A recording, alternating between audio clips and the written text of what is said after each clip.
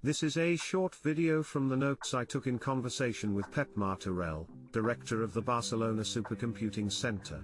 An exceptional dialogue about technology, supercomputers, and the impact of science as a driver of societal transformation. What is a supercomputer? What are they for? Why are they important? How do they impact on society? These are questions we will try to answer. What is a supercomputer? A supercomputer is a type of computer that is extremely powerful and capable of processing huge amounts of data, and performing complex calculations at very high speed. These machines are designed to perform tasks that require high processing power. A typical supercomputer is composed of thousands of processors and a large amount of memory, allowing it to perform parallel computations and handle large data sets. But what are supercomputers for? Supercomputers are a tool for doing science. Science has been advancing for centuries in a continuous dialogue between theory and practice. This dialogue sets the pace for the advancement of society. Every time there is a new tool, it allows us to see a new reality. For example, microscopes made it possible to look at something unthinkable. Thanks to microscopes, the whole theory of medicine had to be revised. The same thing happened with telescopes. A telescope is an instrument that made it possible to see the invisible until a certain point in time. By seeing the universe more accurately, we can suddenly rethink the whole theory that was in place before it appeared.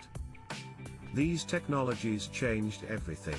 For everything we thought we knew, they force us to revise everything we took for granted.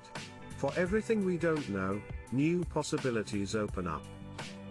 Supercomputers are one of these tools that force all previous theories to be revised. Because science has always had its limits. For example, there are phenomena that you cannot study individually. The study of climate change is very complex, there are many variables, and little capacity for real-life experimentation. Let me give another example. There are about 158,000 asteroids in the solar system. We know the equations of their motion. That's why we need computers to analyze all the trajectories and to be able to make predictions about their danger. Until now it took decades to be able to calculate such a study. Today, it doesn't. This is where the advent of big computers and supercomputers changes the playing field. The change is summed up in this sentence. Why do you want to experiment with reality, when computer simulation allows you to experiment in as many realities as you like?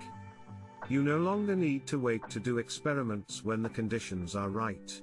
You can design the conditions for the experiment. The capacity this implies in terms of validation of hypotheses and theories gives another dimension to the speed at which science can evolve. Non-obvious problems can begin to be revisited. At the same time, we discover things never experienced before. Clinical studies of popular drugs, such as omeprazole and diazepam, give a very high efficacy value individually. But a review of thousands of clinical cases shows that there is a correlation and that one disables the other. Clinical studies are individual, not combined with other medicines. It turns out that we can make health studies more sophisticated and better. Supercomputers will help us prevent disease and improve people's health. Supercomputers give science ropes to stretch.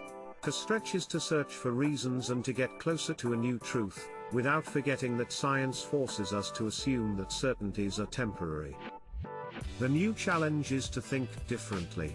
We have to think about big problems that these supercomputers can solve. And that's the end. By the way, this video has been made thanks to the help of Vidext.io. I hope you found it interesting.